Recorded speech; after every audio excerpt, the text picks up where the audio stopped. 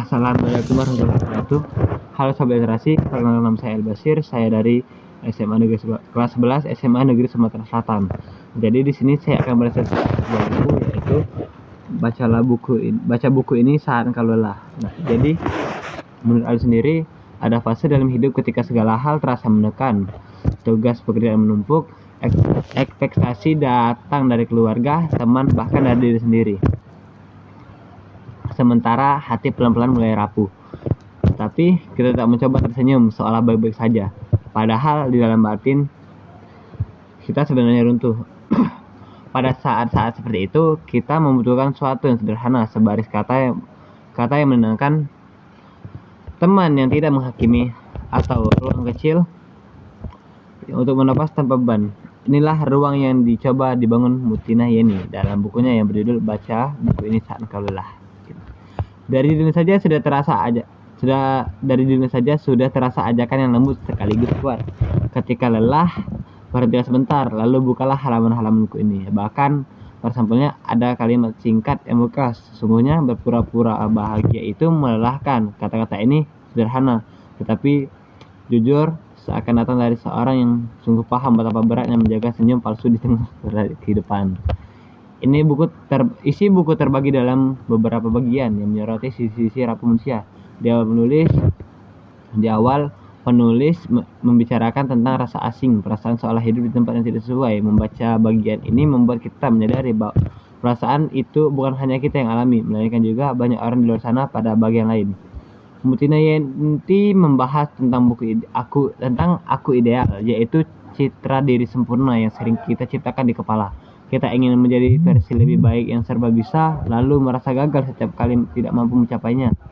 Lewat tulisannya, penulis menekankan bahwa mengejar bayangan sempurna itu justru bisa menjauhkan kita dari rasa syukur. Alih-alih terus menuntut diri, kita diajak berdamai dengan apa adanya diri saat ini, lengkap dengan kelemahan dan kekurangan. Tidak berhenti di situ, buku ini juga menyentuh persoalan salah dan menyalahkan. Betapa sering kita terjebak dalam lingkaran mencari siapa yang lebih keliru, apakah diri sendiri ataukah orang lain. Mutina Yeni tidak memberi jawaban kaku, melainkan mengingatkan bahwa salah adalah bagian dari perjalanan hidup. Ada saatnya kita bersalah, ada kalanya orang lain yang salah. Dan semua itu tidak harus menjadi beban yang mungkin terlalu ramah. Bab lain yang sangat menyentuh membicarakan soal kebencian terhadap diri sendiri.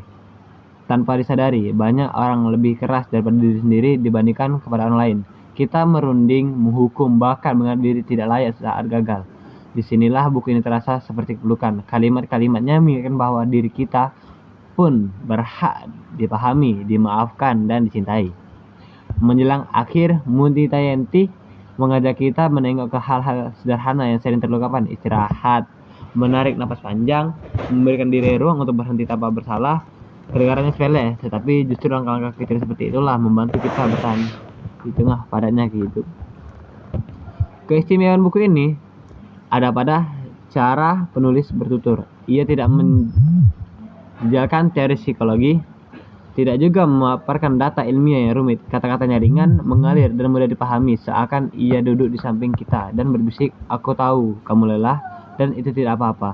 Membaca buku ini terasa seperti belajar, melainkan seperti ditemani oleh seorang sahabat yang penuh empati. Namun, sebagian pembaca yang terbiasa dengan bacaan akademis atau bukan diri yang syarat teori, karya ini mungkin terlalu sederhana. Tidak ada solusi instan atau rumus besar untuk menyelesaikan masalah hidup. Tetapi justru disitulah kekuatan buku ini. Ia tidak dimaksudkan untuk menggurui, melainkan untuk hadir, menemani, dan menenangkan. Secara pribadi, membaca buku ini membuat saya merasa diberi izin untuk rapuh. Ada beberapa bagian yang membuat saya berhenti membaca sejenak, menarik nafas dalam, lalu membiarkan kalimatnya meresap ke dalam hati. Buku ini memang tidak serta-merta menyelesaikan masalah yang saya hadapi, tetapi ia berhasil membuat saya merasa tidak sendirian. Kadang itu saya sudah sangat berarti. Akhirnya, baca buku ini saat engkau lelah adalah karya yang sederhana, tetapi penuh makna. Ia tidak memberikan jawaban atas semua kegelisahan, namun memberi pengingat yang sangat manusiawi bahwa lelah itu wajar, bahwa berhenti sejenak bukan tanda menyerah, dan bahwa kita tetap berharga meski tidak sempurna. Buku ini adalah semacam pelukan dalam bentuk tulisan, pengingat lembut bahwa kita boleh berhenti berpura-pura kuat, dan bahwa ditemani oleh kata-kata hangat kadang lebih berharga daripada solusi instan. Mungkin sekian dari saya. Dadah.